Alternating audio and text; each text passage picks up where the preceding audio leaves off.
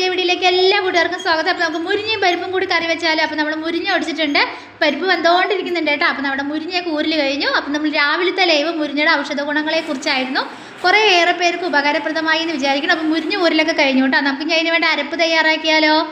തേങ്ങയും വെളുത്തുള്ളിയും ജീരകവും കുരുമുളകും കടുകും എല്ലാം കൂടി നമുക്ക് അരച്ചെടുക്കാം. പരിപ്പ് വെന്തിട്ടുണ്ട്, അതിലേക്ക് നമുക്ക് മുരിഞ്ഞിട്ട് കൊടുക്കാം. ആവശ്യത്തിന് വേണ്ട കല്ലുപ്പ് ഇട്ട് കൊടുക്കാം. കുറച്ച് മഞ്ഞൾപ്പൊടിയും കൂടി ചേർക്കാം കേട്ടോ. ഇതൊരു തിളച്ച ശേഷം അതിലേക്ക് ഒരു സ്പൂൺ മുളക് പൊടിയും കൂടി ഇട്ട് കൊടുക്കാം. നമ്മുടെ അരപ്പ് ഇവിടെ തയ്യാറായിട്ടുണ്ട്. നമുക്കിനി കറിയിലേക്ക് ഒഴിച്ചു കൊടുക്കാം. അപ്പോൾ നമ്മുടെ മുരിഞ്ഞക്കറി ഇവിടെ തയ്യാറായി. നമുക്കിതിലേക്ക് കടുക് വറുത്ത് കൊട്ടാം കേട്ടോ. അപ്പോൾ എണ്ണ ചൂടായ ശേഷം കടുക് ഇട്ടു, കുറച്ച് ജീരകം ഇട്ടു, വെളുത്തുള്ളിയും ചെറിയുള്ളിയും കൂടെ അരിഞ്ഞത് ഇട്ട് കൊടുത്തു. നന്നായി മൂത്ത ശേഷം നമുക്കിതിലേക്ക് ഒഴിച്ചു കൊടുക്കാം. നല്ല ടേസ്റ്റാണ്. നിങ്ങൾ ഇങ്ങനെയൊക്കെ മുരിഞ്ഞക്കറി വെച്ചിട്ടുണ്ടെങ്കിൽ ഒന്ന് കമൻറ്റ് ചെയ്യണം. അപ്പോൾ എന്നിട്ട് നമ്മുടെ മുരിഞ്ഞക്കറിയൊക്കെ ഇവിടെ റെഡി ആയിട്ടുണ്ട്. നമുക്ക് ചോറിന് കൂടെ കഴിക്കാം കേട്ടോ.